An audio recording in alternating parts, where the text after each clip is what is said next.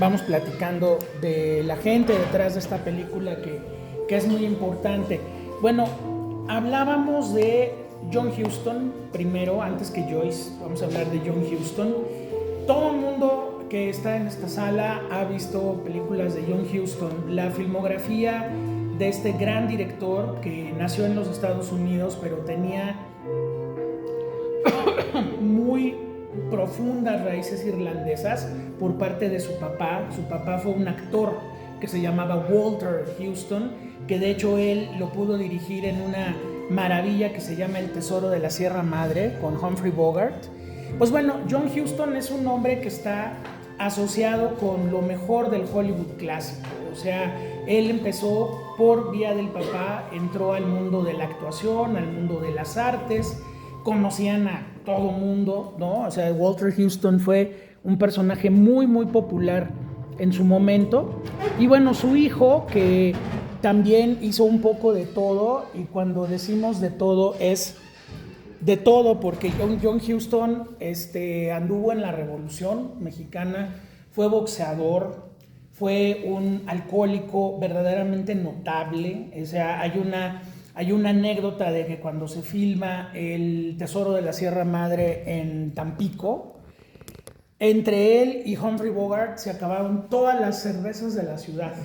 No quedó una sola cerveza en la ciudad, y es que pues sí, los niveles de alcohol y de bronca y de todo eran impresionantes. Era una personalidad muy estilo Hemingway. Lo que nos cuentan de Ernest Hemingway se puede aplicar muy bien a John Huston. Pero tenía una enorme sensibilidad, y bueno, su carrera abarca prácticamente 46 años de cine. Entre los que hace, pues bueno, clásicos del cine negro como El Halcón Maltés, que además es su ópera prima, también basada en una novela de Dashiell Hammett, que inaugura todo el cine negro americano. El Tesoro de la Sierra Madre, que es otra adaptación de Bruno Traven. Dirige, por ejemplo, la última película de Marilyn Monroe, que es Los Inadaptados, con Clark Gable, con Montgomery Clift, con guión de Arthur Miller. O sea, podemos encontrar varias cosas muy importantes en Huston que lo llevan finalmente a este camino a los muertos. Por un lado, el cine y la literatura. O sea, muchas obras de Huston, las más importantes, están basadas en novelas de autores también importantes. Ya mencionamos a Traven, Hammett, James Joyce, El hombre que sería rey, que es Rudyard Kipling, ¿no? El autor del Libro de la Selva. También, pues bueno, vamos a tener un hombre que le gustan estas películas de aventuras, o donde se viven aventuras en todos los sentidos. Y bueno, pues filmó y dirigió a Humphrey Bogart, o dirigió a Albert Finney, por ejemplo. La adaptación de Bajo el Volcán de Malcolm Lowry también es de John Huston. Entonces hay en su carrera, no necesariamente como los vicios y los caminos de un autor, como pueden ser Akira Kurosawa o Ingmar Bergman. Es una obra que cambia mucho de temática, pero hay una sensibilidad y hay un estilo muy, muy especial. Por ejemplo, la relación con México. Huston tenía estupenda relación con México, fue cuate de toda la época de oro del cine mexicano, y de hecho Bajo el Volcán, una de las cosas más bonitas que tiene es que es como la despedida de todo el grupo, ¿no? O sea, ya saben que se les está acabando el tiempo. De hecho, la mayoría de ellos muere en la década de los 80, y algunos vivieron mucho más, desde luego, o trabajaron todavía mucho más. Pero por ejemplo, en Bajo el Volcán, él es el director, aparece el Indio Fernández, aparece Katy Jurado, la fotografía es de Gabriel Figueroa. De hecho, es la última película que fotografía Gabriel Figueroa, y por eso la película tiene como ese tono de despedida, ¿no? De bueno, todos los que éramos cuates ya nos vamos a empezar a ir, ¿no?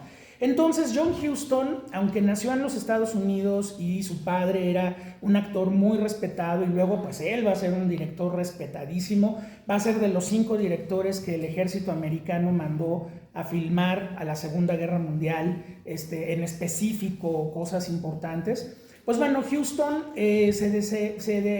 ¿cómo se dice? Se decepciona mucho de los Estados Unidos cuando viene el periodo de la cacería de brujas después de la Segunda Guerra Mundial.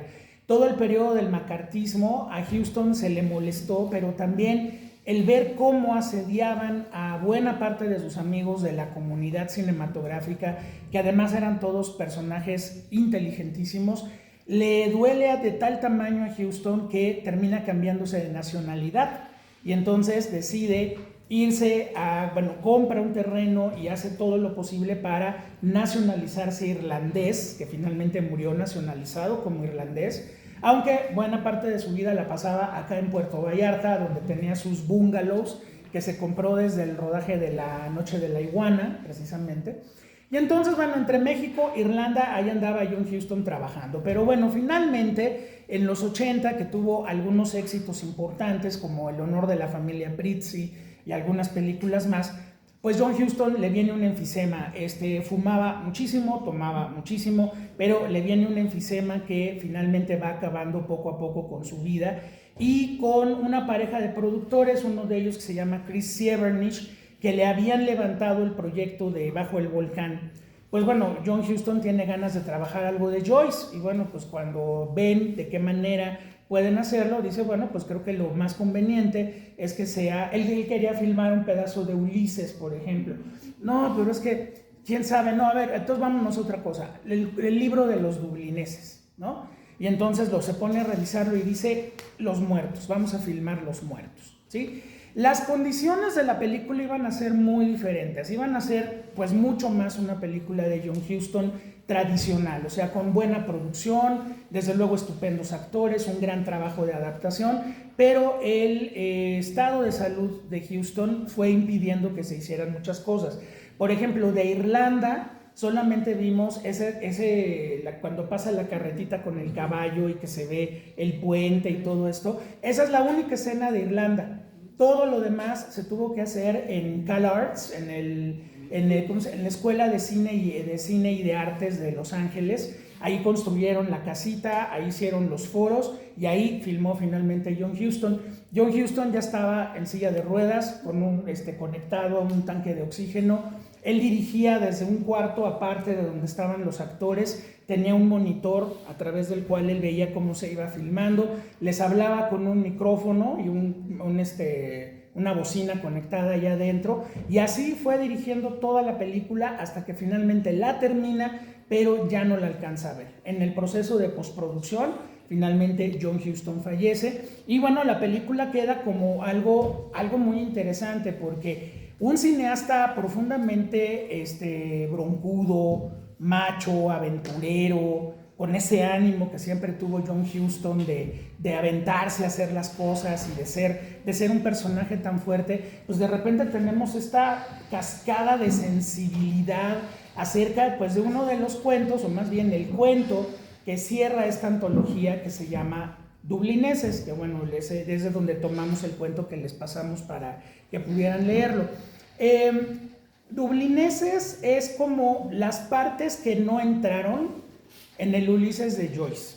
O sea, ya se había escrito Ulises, pero finalmente estos cuentos, estos retazos que habían quedado, pues Joyce decide darles una forma de cuento y el resultado es un libro, una antología que incluye 15 narraciones con los muertos, 15 narraciones, todas depende la duración del cuento, hay unos más largos que otros, el más largo de toda la antología es dependiendo la edición que ustedes tengan, este cuento dura más o menos 35 páginas, o sea, es como una novela cortita, pero finalmente es un cuento largo o una novela corta. Todos los relatos de los dublineses tenían un sentido. La historia, el libro finalmente se publicó con muchas broncas en 1914. Broncas porque Joyce, acuérdense que es un hombre, es un artista, un escritor que está experimentando con el lenguaje. O sea, una de las grandes broncas de leer Ulises es que uno entra no solamente a la historia de Leopold Bloom y de Stephen Dedalus y de todos los personajes que andan caminando por las calles de Dublín, sino que hay de repente momentos eróticos, fantásticos, antropológicos, sociológicos, juegos de lenguaje. Entonces, pues claro, él no solamente estaba experimentando, también era un personaje que no les caía muy bien a los irlandeses de su época, porque les retrataba de una manera muy fuerte pues lo que a él no le gustaba de ser dublinés, lo que no le gustaba de ser irlandés. En este periodo, la película está ambientada en la noche de Epifanía de 1904. Este es un dato muy importante porque en la película ya no se menciona lo de la Epifanía, pero finalmente en el cuento sí, y es por varias razones. En primera, es la última celebración de las fechas de año viejo y año nuevo. La noche de Epifanía es el 5 de enero, es cuando los reyes llegan con el niño Jesús y le ofrecen sus regalos. Aquí en México pues es nuestra noche de Reyes, es cuando se parte la rosca, el chocolate, los niños se van a dormir y a la mañana siguiente ya llegaron los Reyes y el 7 de enero todo el mundo a su chamba, ¿no? Y a las escuelas. Entonces eso es lo que pasa aquí. También ahí Joyce está jugando con estos dobles lenguajes, porque lo que le pasa a Gabriel Conroy, al protagonista, pues es una epifanía también, o sea, epifanía en la noche de Epifanía y la noche de Epifanía del propio Gabriel, cuando descubre pues ese secreto enterrado ahí abajo de la alfombra emocional de Greta, ¿no? Entonces ocurre en ese momento y bueno, en 1904. 1904 es un año complicado para Irlanda porque Irlanda viene saliendo de uno de sus momentos más terribles a nivel social e histórico, que fue en primera broncas con el Reino Unido, que finalmente van a llevar a la independencia de Irlanda ya en la década de los 20, y por otra parte la famosísima sequía de la papa, cuando se quedaron sin papas los irlandeses y se murieron de hambre, literal de hambre, o sea, una hambruna casi africana. Entonces, bueno, fue cuando vinieron las grandes migraciones irlandesas que llegan a los Estados Unidos y bueno, ahí sí vieron Pandillas de Nueva York de Martin Scorsese, ahí tienen toda la tarea ya hecha, ¿no? O sea, cómo llegaron los irlandeses también a hacer carne de cañón y agarrarse a madrazos con los nativos americanos, pero eso ya es otra cosa. Entonces, Joyce decía que si había una palabra que definiera al qué ser irlandés, decía Joyce, y claro, por eso no le caía bien a sus paisanos, la palabra era parálisis. ¿Sí? O sea, para Joyce el ser dublinés, el ser irlandés, pero específicamente dublinés, era estar paralizado. Porque era ser un súbdito del Reino Unido, porque era ser un súbdito de la Iglesia Católica, era ser un súbdito de mucha doble moral y de muchas cosas que finalmente le estorban al ser humano. Y decía, el centro de toda la parálisis se llama Dublín. Entonces por eso el libro se llama The Dubliners, los dublineses. Son 15 cuentos a través de los cuales hombres, mujeres, niños, jovencitos, gente mayor, pues nos van enseñando sus vidas, y sus vidas están plagadas pues de una mediocridad y de una grisura y de una tristeza enorme. O sea, en pocas palabras, ser irlandés no tiene nada de bueno desde la perspectiva de Joyce. Entonces, pues por eso 45 editoriales le rechazaron el libro y finalmente una dijo que sí, y bueno, a partir de 1914, que empieza la Primera Guerra Mundial, pues ya pudimos leer el libro de los dublineses. El último cuento, el cuento más grande y el más largo, es el cuento de los muertos. Si ustedes leen dublineses, que lo pueden encontrar en ediciones de 1,000 pesos a 15 pesos, o sea, en ese rango. Ahorita, por ejemplo, que tenemos lo de Frankenstein, ¿no? Bueno, Frankenstein, hay una edición padrísima del Frankenstein anotado, que el prólogo es de Guillermo del Toro, que ahorita de andar en 1,900 pesos. Pero si les dan una vuelta aquí atrás, en Donceles, van a encontrar la edición de Editores Mexicanos Unidos, que está en 10 pesos, o sea, hay una variedad enorme. Lo mismo los dublineses y lo mismo Ulises. Hay ediciones de Ulises de 2,000 pesos, comentada, anotada, con mapas, con todo, y la edición gordita de también Editores Mexicanos Unidos, que es muy digna, y que pues hay algunos se hace bolas ahí leyendo el Ulises, como uno pueda, ¿no? Entonces, el libro tiene una lógica. El libro empieza por relatos de juventud, relatos de madurez, y termina precisamente con los muertos. O sea, los muertos cierra la antología. El libro está escrito como está escrita una vida, ¿no? Desde que somos jóvenes y vamos en nuestra educación sentimental. Por ejemplo, hay un cuento, uno de los cuentos es el cuento de dos chicos que se escapan de su casa con la intención de tener emociones fuertes y caen en manos de un pederasta, por ejemplo. O sea, las amenazas de Joyce no son de risa, O sea, ahí sí te vas a la parte más oscura del ser humano, ¿no? O una mujer que de repente se tiene que casar con alguien que no quiere, ¿pero por qué? Porque como mujer no tiene nada y solamente tendrá algo como con un hombre, ¿no? Y de repente llegamos al retrato de este grupo que conocimos en la película y que ustedes conocieron también en el cuento, donde nos reunimos en esta casa esa noche de Epifanía, ya para cerrar las fiestas decembrinas, y donde pues vamos conociendo en una estructura de mosaico muy interesante que hace Joyce. El cuento lo termina, ni siquiera lo termina el cuento Gabriel, lo termina el narrador. Si ustedes leyeron el cuento, se acuerdan que lo termina el narrador del cuento, no Gabriel. Por lo tanto, en el cuento, la estructura de mosaico se mantiene. ¿A qué me refiero con la estructura de mosaico? A que tenemos a 25 personajes que cada uno en algún momento dice algo o hace algo que lo vuelve relevante. Entonces, también dentro de ese mosaico, pues tenemos todas las edades posibles de la vida. Tenemos a la de las famosas 3 gracias, o sea, las anfitrionas de la casa. Pues tenemos a la joven que toca el piano, que ya no está tan joven, pero toca el piano y está ahí. Y tenemos ella es como la más joven de todo el grupo. Hay otras jóvenes por ahí también. Está la periodista, que ese es un personaje muy importante. Luego, pues ya tenemos a todos los heavy drinkers. No, híjole, a mí se me estaba antojando un whisky hace como media hora, por el frío más que por otra cosa, pero sí, no, y se echan el whisky como si fuera tango, ¿no? Se lo echan en serio. Entonces, bueno, vamos viendo que va rolando el whisky y no sé qué, y todo mundo llega, y claro, pues empiezan las convenciones, ¿no? Como es un grupo donde hay entre familia y amigos, es un grupo muy ecléctico, pues bueno, obviamente hay la preocupación pues de que el borrachín, a ver en qué estado etílico llega, si llega tirado o si se va a tirar en la casa o qué va a pasar, que es Freddy. Está la mamá de Freddy, está desde luego pues Gabriel, Gabriel, que es nuestro protagónico, es un personaje muy complejo, muy joyciano. Obviamente es un compadre de Leopold Bloom, del Ulises de Leopold Bloom, sobre todo por esta capacidad que tiene de irse cada vez más enfrentando a su lado oscuro y dándose cuenta de la insignificancia de su existencia, ¿no? O sea, llegamos al punto donde vamos conociéndolo, sobre todo vamos a centrarnos en Gabriel y en Greta. Hay una bronca social, hay una bronca cultural entre ellos y se dieron cuenta. Él es irlandés, ¿no?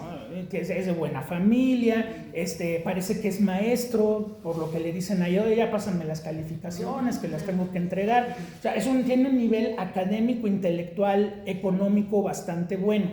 Pero Greta es escocesa y los ven como, ¿no? O sea, ella está encantada de volver a pisar su terruño, y el otro le dice, pues vete tú si quieres, ¿no? Y eso deja a Greta como helada en una escena de la película, y todo el tiempo están haciendo referencia a Escocia, ¿no? Pero en ese tono de, o sea, ahí viven los pelados, ¿no? Los de Trainspotting, esos viven ahí, entonces no les hagan como mucho caso. Es como menos gente que nosotros, ¿sí?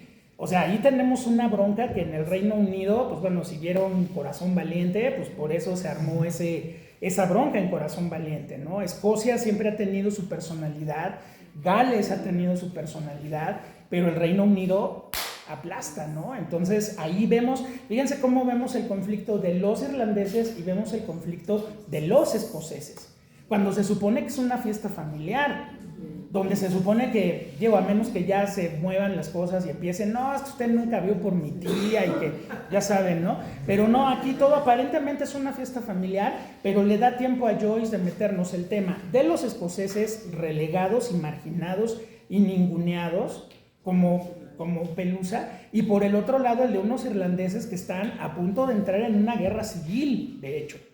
Que bueno, por eso aparece Michael Collins, por eso aparece el ejército republicano irlandés. O sea, ese personaje de la periodista, por eso es tan padre, porque la periodista le empieza a llenar el hígado de piedritas a Gabriel, como diciéndole, bueno, ¿y usted cuándo se va a comprometer, no? Sí, porque yo voy a los mítines republicanos y voy a esto y voy al otro, y usted está muy tranquilito en su academia, ¿no? Y entonces el otro, no, bueno, pero seguramente usted debe ser la única mujer. Sí, siempre soy la única mujer y no me importa, ¿no?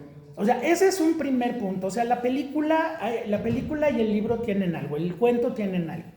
Estaba yo ayer leyendo algo que escribió alguien en internet, que leyó el cuento y me parece bastante válido lo que les voy a decir. Decía, pues bueno, Joyce, ¿no? Entonces agarras un libro de James Joyce y es así como, tengo a James Joyce aquí, ¿no?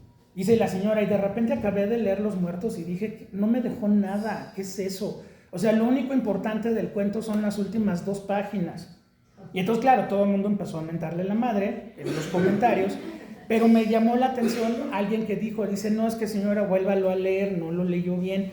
Dice, todo lo que le pasa a Gabriel a lo largo de la fiesta es para llegar a ese momento final en el cuarto del hotel. No es que no pase nada. Es que el personaje desde que llega, primero siempre ve a su esposa como poca cosa, ¿no? Porque es escocesa. Pues bueno, quién sabe de dónde la agarró, pero pues ahí está, ¿no? Tienen hijos en común, hijos a los cuales él está educando, porque cómo ella va a educar hijos si es escocesa, ¿no? Pero esa es una bronca. Segunda bronca, todo el tiempo en la fiesta se la pasa con el mentado discurso que va a decir después de trinchar el ganso, ¿no? Que además duda, ¿no? Todos los años alguien corta el pudín, alguien corta el jamón y alguien corta el ganso. Entonces, a mí me recuerda mucho Los Muertos y Scorsese no la menciona cuando habla de las influencias, pero La Edad de la Inocencia tiene mucho de Los Muertos. Esta cuestión de los rituales, ¿no? Es que el tío Ramón tiene que venir a dar el brindis o a recitar el brindis del bohemio, si no, no es fiesta de Navidad. Y entonces ya sabe el tío Ramón que a las 12 de la noche tiene que empezar a recitar el brindis del bohemio. Entonces aquí es lo mismo, ¿no? Pero Gabriel está dale y dale con el discurso, y dale con el discurso, y dale y dale. Y de repente le toca dar el discurso, y el discurso es tan lambiscón, tan mediocre, queriendo quedar bien con las 3 gracias, ¿no? Con las anfitrionas. Una de las anfitrionas ya no entiende nada, todos los demás ya se están hasta la madre, ya quieren pararse a bailar, ya quieren ponerse a decir otras cosas. Y entonces él empieza a decir estas cosas de algo que es muy cierto. Leo Buscaglia, es un escritor italiano, decía que los fantasmas no se aparecen en Día de Muertos o en Halloween o en esas fiestas, se aparecen en la Navidad, porque es cuando nos empezamos a acordar de ellos, cuando de repente las mesas, las cosas te empiezan a recordar a la gente. Entonces ahí Gabriel empieza como que a abrirle la puerta a eso.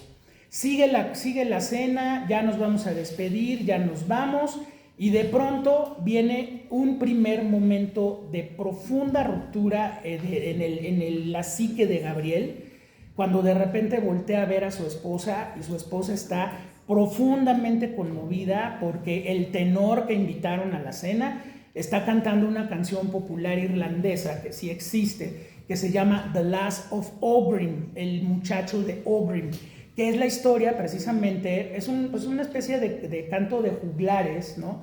Donde la original está hecha en gaélico, la letra es en gaélico. Si ustedes se meten a YouTube y le ponen The Lass of Aughrim, les puede salir en inglés o les puede salir en gaélico, y en gaélico es preciosa la letra. No la entendemos, pero finalmente es preciosa. Y entonces esta historia sobre un personaje que muere por amor en la canción, a Greta la conmueve profundamente. Gabriel no entiende nada y como siempre anda muy atareado y muy ocupado, pues no tiene tiempo de preguntar. Finalmente ella y él se van al hotel para ya regresarse al otro día a donde ellos viven, y pues le preguntan, ¿no? Ahí se atreve a preguntarle a Greta, oye, ¿qué pasó? ¿Por qué te conmovió tanto la canción? Pues para qué pregunta, ¿verdad? Híjole, porque lo que viene ahí es verdaderamente aterrador. Ella le cuenta pues una anécdota de su juventud, cuando un muchacho convenientemente llamado Michael Fury de Furia, ¿no? Pues se enamoró de ella era una jovencita, él también. De repente pues a ella la van a mandar a un convento a estudiar, se va a ir de Dublín, y el muchacho le dice, pues es que si tú no estás conmigo me voy a morir. No, pues es que pues hazle como quieras, a mí me mandan y pues ya. Y entonces ella finalmente se va, y pues cuando regresa descubre que pues Michael Fury no solamente murió de amor por ella, sino que se murió afuera de su ventana, congelado, ¿sí? Entonces, eso mueve profundamente a Greta y es lo que le cuenta a Gabriel. Pero una vez que Greta se queda dormida, Gabriel entra en el cuento, el narrador de repente nos dice pues todo lo que Gabriel va sintiendo, y lo que va sintiendo Gabriel es que él no ha sido nada en la vida de su esposa, que él nunca ha sentido nada por una mujer como lo sintió Michael Fury, que a él ni le hubiera pasado por la cabeza matarse de amor por nadie, y cómo finalmente la conclusión a la que llega Joyce es que mejor morirse en una pasión enloquecida como la de Michael Fury y no quedarte a pasar, ver la vida pasar y ver los años pasar y no sentir nada por nadie, ¿no? Entonces ese final donde dice que la nieve está cayendo sobre los vivos y los muertos, pues los muertos ya están del otro lado, los muertos ya no están sufriendo, los que estamos sufriendo somos nosotros ahora, que estamos muertos en vida. Esa es la idea de Joyce. Ahora, es muy importante que esta película que acabamos de ver la filmara un cineasta que está a punto de morir, porque la perspectiva es muy distinta. Si bien no hay un pesimismo así feroz en Houston, ni una visión, no sé, satírica de estos ricos que se reúnen, es muy respetuoso, ve los rituales, ve sus costumbres. Y hay, pues bueno, algunos momentos verdaderamente inspirados en la película que pues nos hablan del gran talento cinematográfico de Houston. Uno de ellos, que es verdaderamente notable, es el momento donde, y ese no está en el libro, la señorita Julia, una de las tres gracias, decide cantar. Entonces, bueno, cuando la señora se va a poner a cantar, pues uno como espectador, incluso me ha tocado proyecciones, hoy no, pero me han tocado proyecciones de Los Muertos donde la gente se empieza a reír cuando la señora empieza a cantar. Porque es un momento muy contradictorio, ¿no? O sea, pues por un lado son las anfitrionas, por otro lado, pues ya es una señora muy mayor, por otro lado, pues la señora quiere cantar y todo el mundo quiere a la señora. Bueno, pues que cante. Pero empieza a cantar la señora con su vocecita cascada, preciosa, arregladita, preciosísima, bonita. ¿Y qué hace John Huston? Hace un acto de respeto maravilloso. En vez de ponerle la cámara a la señora y que estemos 2 minutos viéndola cantar y nosotros que se nos vaya apachurrando el alma, John Huston se sube por las escaleras a una recámara, entra a la recámara y vamos viendo objetos, fotos, bueno, no fotos, daguerrotipos. Hay daguerrotipos ahí puestos, ¿no? Entonces vemos las fotos, vemos a un señor militar y 2 medallas, vemos las camas, vemos estos zapatitos de cristal, los angelitos, o sea, estamos recorriendo, fíjense qué bonito, pero es que sonaba algo por aquí, y no voy a hacer mi iPod, que luego se queda sonando todo el día. No, creo que no, es allá afuera, no es aquí. Entonces, sí, nos pone John Huston eso, ¿no? Nos pone los zapatitos, los angelitos, las carpetitas, los bordados, ¿no? Y luego ya nos regresa a la señora, pero no tuvimos que verla, la escuchamos y al contrario nos pone Huston a ver quién era ella. Y a través de todo lo que nos presentó podemos ir armando un retrato de la señora, ¿no? Es mucho más bonito que dejarle la cámara enfrente y que uno diga, ¡ay! ¿No? O sea, es una escena muy, muy fuerte porque finalmente Gabriel, cuando ya pasó el relato de Greta y que viene el monólogo interno, que también es una de las grandes aportaciones de Joyce y de Henry James a la literatura, el narrador se vuelve Gabriel y Gabriel dice, ¿no? Dice, bueno, me queda claro que yo no he sido nadie en la vida de mi esposa, que yo nunca he amado así, que a mí nunca me han amado así, que finalmente lo único que nos queda es esperar la muerte. Y entonces ahí él tiene la imagen de esta señora que finalmente va a morir. De todos es la que es más cercana a la muerte. Y entonces él se ve en su velorio, ella en la cama, todos llorando, él otra vez estoico, seguramente pensando ahora qué va a decir en el velorio y no sé qué. Pero lo que propone Joyce es eso, o sea, Gabriel es un personaje que aprende que se le ha pasado viviendo una vida intelectual, una vida pensada, pero no una vida vivida. Que Greta, por su condición de mujer escocesa irlandesa del principios del siglo XX, no puede tener ni una independencia económica, ni una independencia de nada, y que tiene que aguantar vivir con alguien como Gabriel. Y que el único que realmente hizo algo valioso en la historia es un muchacho de 17 años que se llamaba Michael Fury y que está enterrado quién sabe dónde, y que le está cayendo la nieve igual que a todos nosotros los vivos, ¿no? O sea, dice James Joyce, o lo pondría así James Joyce, somos vivos esperando a morirnos, nada más. Y la opción ahí está.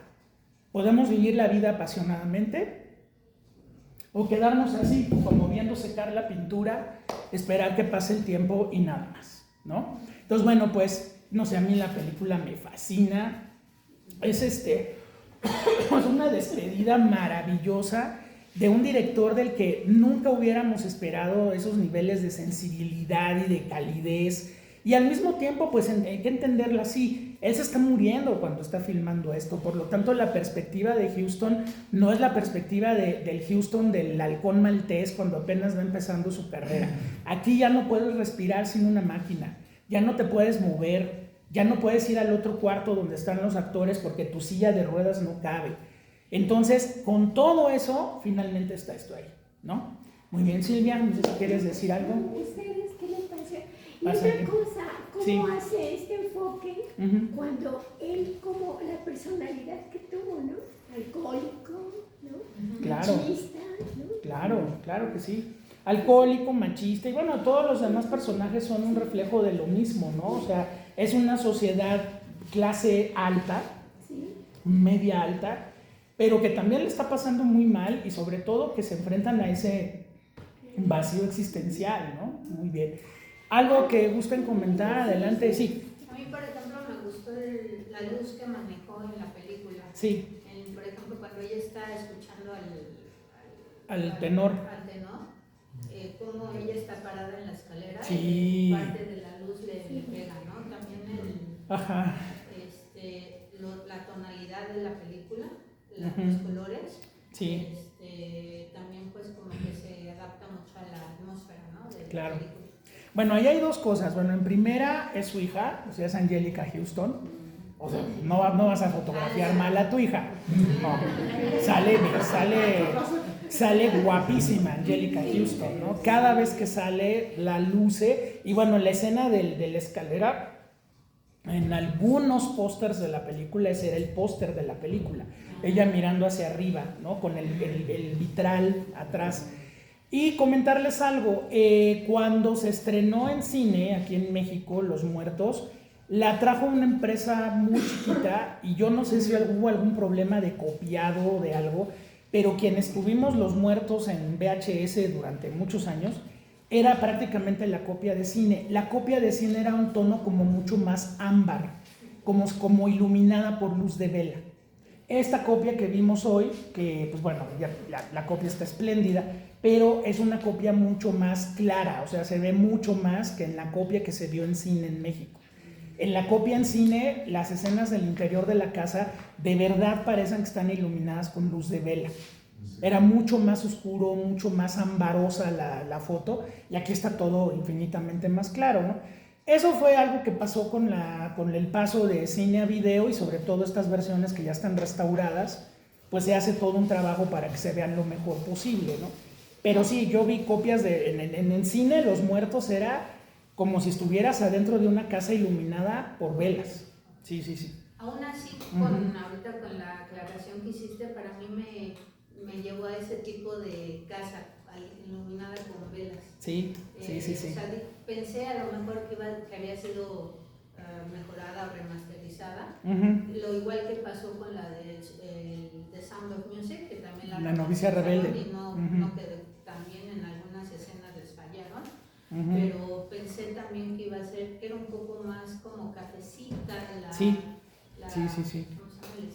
Y el contraste se va poniendo hacia afuera, ya que termina la fiesta y nos vamos al hotel, y estamos en el cuarto del hotel, toda la luz se vuelve fría, porque además vamos a empezar a hablar de los muertos, ¿no? Entonces, boom, nos vamos a estos tonos grises, azules, blancos, y la toma final de la nieve, que no fue en Irlanda, realmente Houston tenía ganas de ir a filmar todo lo que se pudiera allá, pero ya no pudo.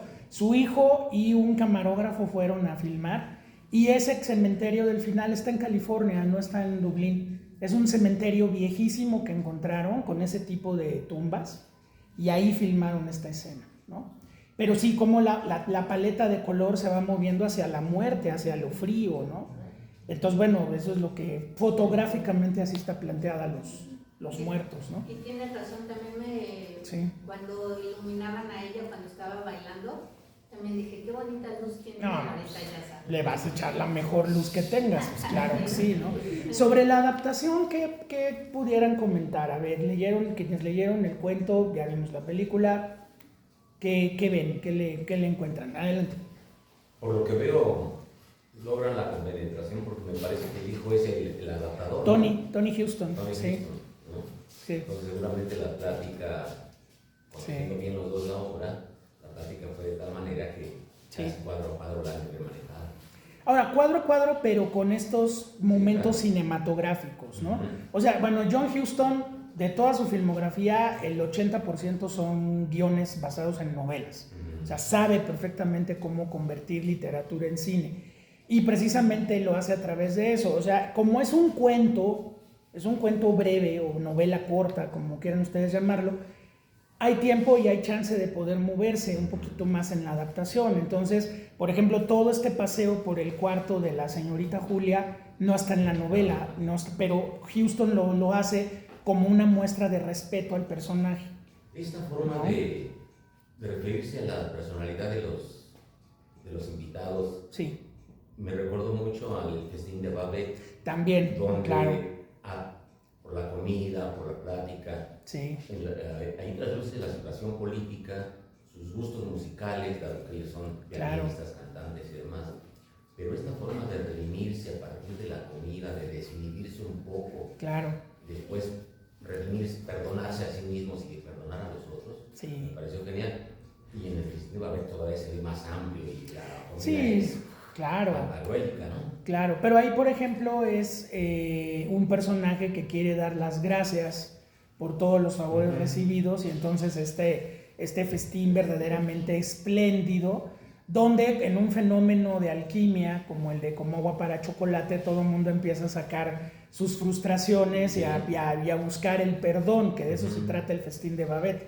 Aquí no hay perdón, o sea, aquí hay simplemente un grupo que se reúne, Joyce, como si fueran insectos con una pinza, los va revisando y los va entendiendo a todos, y llega el momento en que la pinza se va cerrando y solamente quedan Greta y Gabriel, y al final Gabriel, y la reflexión final, la epifanía de Gabriel, porque es justo el amanecer del 6 de enero, la epifanía es verdaderamente terrible, es que no eres nadie, ¿no? Y no somos nadie, somos muertos esperando morirnos, si no tomamos la opción de Michael Fury, porque Michael Fury, aunque esté muerto, sigue vivo porque Greta se sigue acordando de él. Si Greta ya no lo recordara, y si hubiera sonado The Last of Ogrim y ella se baja de la escalera y vámonos, no pasa nada. Pero finalmente el tema de la muerte y el olvido, bueno, está Coco, ¿no? Digo, perdón por la referencia a Pixar, pero Coco no es una película sobre la muerte, Coco es una película sobre el olvido, que esa es la verdadera muerte. Entonces, Michael Fury sigue vivo, y los que están vivos no están vivos. Traen broncas de lana, traen broncas de alcoholismo, traen broncas de que ya están hartos, traen broncas políticas, traen broncas de todo, pero esas broncas nos van ahogando como seres humanos y dejamos de vivir. Y tiene más vida un muerto que nosotros, que nada más estamos esperando el momento en que nos toque, ¿no? Pero esta inmediatez, o más sí, inmediatez, este afán de morir en la gloria, en el ser, sí, aunque nuestra vida sea breve, sí, pues tiene a nuestros chamacos metidos en un resto de problemas, ¿no? Pues sí, pero pues, entonces ahí es donde pone Joyce, ¿no? O sea, Joyce no está juzgando, simplemente pone y dice, esas son las opciones en la vida. Y a veces las tomas y te metes en un berenjenal, pero vives, o te quedas callado, no tomas la opción y te quedas muriéndote en vida el resto de tu vida. O te vienes a los clubes de lectura y la bolsa. También, no, desde luego que sí. Pero sí, el problema en los muertos es ese. O sea, el muerto está más vivo que todos los vivos que vimos en la película. Que ya les duele todo, que ya están cansados, ¿no? Que están bebe y bebe para evadirse. Y eso era lo que Joyce quería hacer en los cuentos de los dublineses. O sea, ese malestar es el que yo quiero retratar. Este mito se repite ahora con el final de Frankenstein, del Toro. Claro. Es exactamente lo mismo. El monstruo no es el monstruo, sino el creador. Claro. En eso estamos todavía, ¿no? Sí, aunque el valor agregado del Frankenstein de Guillermo es la cuestión del perdón, que no está en la novela, ¿no? La novela por eso es tan triste, porque no hay posibilidad de redención alguna, ni del monstruo, ni de su creador. Aquí Guillermo le da toda una vuelta, ¿no? Y él dijo una frase, ¿no? Hace poquito, dice, sí, bueno, una novela cuando tú la llevas al cine la respetas, pero ya ven que es muy florido su lenguaje, que dijo, es como casarte con una viuda, ¿no? La respetas de lunes a viernes y el sábado le pones, ¿no? Le pones Jorge al niño, eso dijo Guillermo. Entonces, bueno, lo que hizo con Frankenstein fue eso, o sea, ahora replantear el final de Frankenstein y volverlo una película sobre la vida y no sobre la muerte, le da una vigencia nueva a la historia. Aquí, la imagen es impactante porque el monstruo tiene esperanza, ¿no? Claro que sí. Aquí, por ejemplo, el guión de Tony Huston, de uno de los hijos de John Huston, el guión de Tony Huston es seguir muy a pie juntillas el cuento, pero dándole como este margen ancho a su papá de que pueda hacer esas grandes secuencias, ¿no? Y bueno, el reparto, bueno, Anjelica Huston es increíble, pero todo el resto del reparto son puros actores ingleses buenísimos, irlandeses, muchos de ellos también. El protagónico, Donald McCann, ya no lo hemos visto, ya no tiene mucho que no lo veo, pero era un actor estupendo y que te hacía esos personajes como enojados con la vida, pero que tienen mucho que perder, ¿no? Entonces mantengo un estatus, mantengo cómo me ve la gente y todo, pero después de esa noche, quién sabe qué va a pasar entre Greta y Gabriel. O hay un cambio muy importante, o se unen o se separan. No va a haber un justo medio. Porque ya te has dado cuenta que para tu mujer no significas nada. Nada en el sentido emocional. Él la ningunea, racistamente no la baja de escocesa, o sea, todo eso que ya vimos. Pero el no tener ningún peso emocional en la vida de tu mujer. Dices, híjole, pues ahora qué sigue, ¿no? Obviamente todo su esquema académico, de clase, intelectual, se va al piso. ¿Qué va a pasar después de que ya aceptas que eres un muerto en vida? Y ahí se queda Joyce, ¿no? Ahí la deja, ¿no? Sí. Sería a lo mejor interesante, Silvia, a lo mejor en un futuro, tenerte otra vez de invitado. Sí, y claro. ver a lo mejor otra película de Houston para ver Oh, la encantado. diferencia, ¿no? Claro. De los muertos. Sí. Hay unas maravillas. Hay unas maravillas, verdaderamente, claro que sí. Por ejemplo, Sí. es invierno, ¿no? Sí. Es invierno, es frío. Sí. Es una estación de invierno y una estación que tiene los personajes en la mesa, ¿no? Claro, ¿no? claro, sí, hay frío emocional, y hay frío afuera, ¿no? La juventud del frío. Claro. Ahí hay un personaje cuando salen de la casa que dice, ay, nada más me gustaría estar casado para no pasar noche de frío en la noche, ¿no? Bueno, ¿qué más quieren que eso? O sea, no. Si te casas con alguien para dormir calientito, pues no es muy buena razón. No, como que no, ¿no? Adelante. Sí, sí. La maestra de piano Sí. es la más buena, porque no figura, no habla, Ajá. no tiene como personalidad, como que, bueno, sí toca el piano, pero Claro. su salud, pero ella en sí Ella, como la presenta Houston, ella va a ser la que va a suplir a la tía Julia cuando se muera, y se va a morir a la misma edad de la tía Julia, porque además esto es como un loop que no se acaba nunca. O sea, va a venir la siguiente noche de Epifanía y otra vez Gabriel va a dar el discurso y otra vez Gabriel va a partir el ganso y alguien va a partir el pudín. Y bueno, si la tía Julia vive y quiere volver a cantar, pues volverá a cantar, ¿no? Se vuelve a repetir. Y se vuelve a repetir. Entonces lo que está presentando Joyce es como una especie de repetición infinita de los rituales que nosotros vivimos y que, por ejemplo, en un grupo familiar se vuelven absolutamente indispensables, ¿no? O sea, un grupo familiar establecido, no hablemos de los cuñados, las cuñadas, esos, muchos hemos sido agregados culturales, ¿no? Y por eso siempre nos ponen en la orilla de la foto, por si en algún momento ya no hay que salir, cortas y ya, no pasa nada. Háganlo, por favor, háganlo. Esta Navidad, este Año Nuevo, algún personaje que no pertenezca a la familia, pónganlo en la orilla. Ya luego en el Photoshop cortas y no pasa nada. No los pongan en medio ni los pongan atrás, porque luego los andan cortando con cúter, ¿no? Pues no. Entonces, es eso, ¿no? El loop. Entonces, pasan los años y tú vives con una pareja y esa pareja tiene familia y tu propia familia. De repente nos caemos gordos, o sea, de otra Navidad y otra vez van a hacer el intercambio y otra vez el jueguito. Es lo que pasa con Joyce. ¿Qué pasa? Nada más vamos cambiando roles. Hay gente, hay personas, es como una obra de teatro de Shakespeare. De repente en un acto el año que viene ya no hay 2 personajes, pero se sumaron 3. No sé si conocen La mirada de Ulises, de Teo Angelopoulos.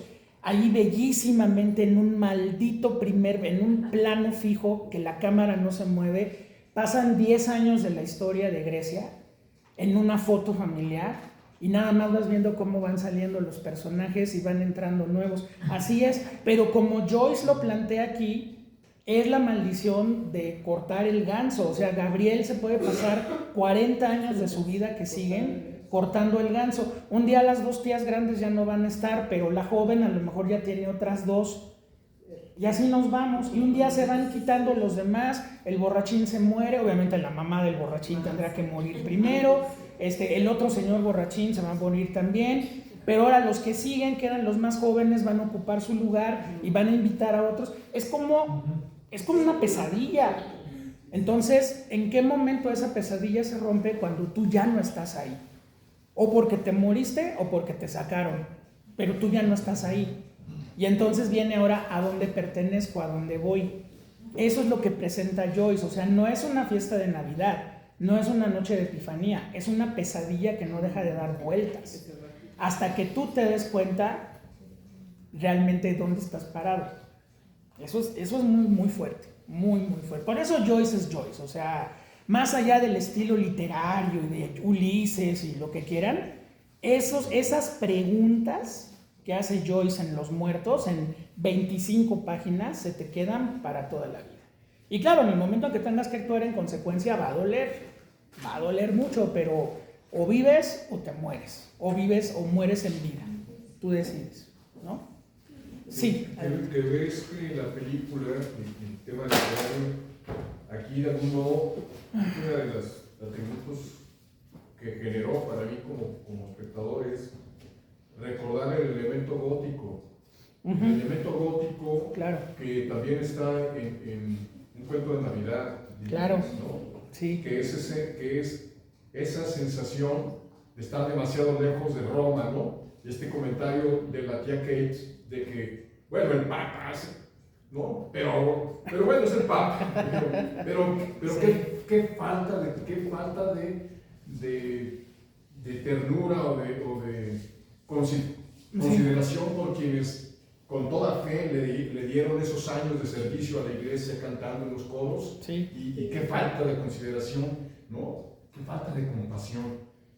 Pero es esa distancia, ¿no? Del desarrollo del cristianismo del norte de Europa, mirando estas otras cosas, ¿no? Y con nosotros, como fuimos influidos por los del Mediterráneo, pues lo vemos lejano, pero al final de cuentas no está tan lejano Y es algo muy interesante que a mí me conmueve, que no solamente no está muerto, o sea, no solamente, digamos, Fury, digamos, es el único muerto, pero que vibra en la memoria de los demás, sino que todos temen por la memoria que los demás van a tener de los demás. Por eso cuidan sus consideraciones y todo. Digamos, hay mucho alcohol, pero no hay demasiados, digamos, exabruptos. No. Pero es porque están cuidando esa consideración. Y hay un personaje que me llama la atención, que es un poco, no sé qué tan a fondo, pero es el cochero, ¿no? El cochero no sabe las rutas. El cochero perdido. ¿No? Porque está así, ¿no? Entonces, a veces estamos en manos de no sabemos quién, al que le suponemos que él sabe, o sabe por dónde guiarnos y no sabe, ¿no? Sí, es como subirte a un Uber, ¿no? Sí, tú no sabes en manos de quién estás. Exacto, eso es lo que iba a decir, es al final de cuentas muy contemporáneo, ¿no? Claro. Es muy contemporáneo y en ese sentido es esa crítica del romanticismo a la modernidad del siglo XIX. Y bueno, lo del cochero es también muy simbólico, ¿no? Dice, si usted supiera que yo llegué aquí y no sé dónde estaba, porque usted chifló, ¿no? Porque usted chifló, pero yo no sé dónde estaba. Eso es Joyce, o sea, andamos perdidos en la nada, ¿no? Aparentemente tú perteneces a algo, a alguien, a algún lugar, pero realmente no, y de repente estás perdido. Y alguien chifla y llegas, ¿no? Pero el otro está peor de perdido que tú. Sí. Entonces, esas cuestiones son dice lo que hacen importante a Joyce. Que mira a la tía Julia ojerosa como señalando su final, ¿no? Sí. Y entonces es esta idea de blanca ojerosa pintada y sin ilusiones, característica de Elan, del romanticismo, sí. ¿no? Y que siempre es una imagen que confronta esa imaginación renacentista que elogió la muerte medieval, heroica, y nosotros seguimos mirándola ya no en el rey Arturo, pero sí en la juventud, ¿no? Y en esa tumba a Jim Morrison o a los que están en Montparnasse, ¿no? Claro. Que es muy contemporáneo y que nos dice el presente, ¿no? A mí lo que me pareció cinematográficamente increíble es este gran director de las diligencias, de saber hacernos road movies y películas de guerra, combate, hombres rudos, vaqueros y todo esto, nos lleva a una tierna escena, pero muy cuidadosa, de esa noche, cruzando por los puentes de Dublín en un carruaje, y que es un tránsito, que es un gran tránsito que no sabemos, pero es un gran tránsito. A veces damos vueltas sin saber a dónde vamos. Claro, ¿no? Claro. Y entonces hay un diálogo en eso y hay un cuidado muy fino de cómo el caballo va jalando el carruaje, ¿no? De una síntesis a un cineasta de vaqueros que fue keniano. Entre otras cosas, pero sí. Muy bien. Laura, ¿querías decir algo? ¿No? Sí. Estoy pensando cuando hablan de que se va a ir a un retiro y va a dormir en una tumba. No lo recuerdo en el texto eso, pero se va a dormir en tumbas, entonces ya nos está mandando muchas señales, muchas mensajes. Sí, todo el tiempo, sí, muy bien, Chucho, adelante. El ejemplo de Jim Morrison. Sí. Y toda la gente de 27 años se murió con Jim Morrison. Gente que vivió intensamente y se murió jóvenes. Sí. Morrison, Cobain y... Son los héroes. Amy Winehouse. Janis Joplin. Sí. Pero bueno, James Dean, ya sácalo de ahí, James Dean. Sí, o sea, pero finalmente dejan una imagen, ¿no? Sí. Finalmente, no falta el baboso que dice, yo me iba a unir al club de los 27. Sí, pero no tienes talento, o sea, el problema es ese. No, o sea, el asunto es ese, o sea, dejan una imagen, dejan una fuerza, dejan una personalidad, pero la realidad es que se fueron muy rápido, o sea, yo no sé, James Dean, si le hubieras dado 10 años más y lo empieza a dirigir Coppola y lo empieza, o sea, ¿qué hubiera sido qué hubiera sido? Es como eso, ¿no? Sí. No, finalmente son íconos y están y van a seguir siempre y los estamos reciclando todo el tiempo. pero también dices, bueno, ¿y qué tal si a los 28 pasaba algo más interesante? ¿Por qué a los 27? ¿Por qué necesariamente a los 27, no? Eso ya nunca lo vamos a saber. Pero lo que decías hace rato, o sea, vivir mediocremente o vivir intensamente. Y también son hijos de sus contextos, Chucho, o sea, Morrison, Hendrix, Janis Joplin, pues todos son el contexto de su época. Entonces, pues sí, la droga se te pasaba de la mano, te morías, pues sí, pero era parte de toda esa experimentación, ¿no? Sí. James Dean se había tardado en matarse, o sea, James Dean traía unas broncas con el papá y unas broncas existenciales terribles. Y eso son hijos de su tiempo, finalmente, ¿no? Amy Winehouse es una hija de su tiempo, una chava que se la comió la fama, son hijos de su tiempo. No todo mundo puede morirse a los 27 y dejar esa imagen, ¿no? Mozart se murió a los 35. Shakespeare murió muy grande, muy anciano, a los 52, pero en 1623 ya era demasiado vivir a los 52. La gente, por ejemplo, regresando al caso de Mozart tuvo 8 hijos, se le murieron 6. Y alguien podría pensar, ¿cómo puedes vivir una vida con 6 hijos muertos? Pues es que era otra concepción de la vida, o sea, te morías rápido, y si se te moría un hijo, tenías otro, y tenías otro, y tenías otro, y si venía la peste, o el sarampión, o la rubiola, y se morían, volvías a tener hijos, era otra concepción del mundo. Ahora ya con 2 hijos y 2 colegiaturas, ya le piensas, durísimo, ¿no? Entonces, pues sí, son cuestiones de los hijos de su tiempo, y los que mencionamos ahorita, todos ellos eran tan icónicos y tan fuertes que por eso se van con su época. Ya en otra época ya no hubieran funcionado, ¿no? ¿A Marilyn Monroe tú la ves de 90 años? No, jamás en la vida. Pero Marilyn es algo tan especial en su momento que se encapsula y siempre va a estar ahí, ¿no? Muy bien. Pues muchísimas gracias. Silvia, pues muchas gracias a todos. Muchas gracias. Gracias, Silvia. Que les vaya bonito. Muchas gracias.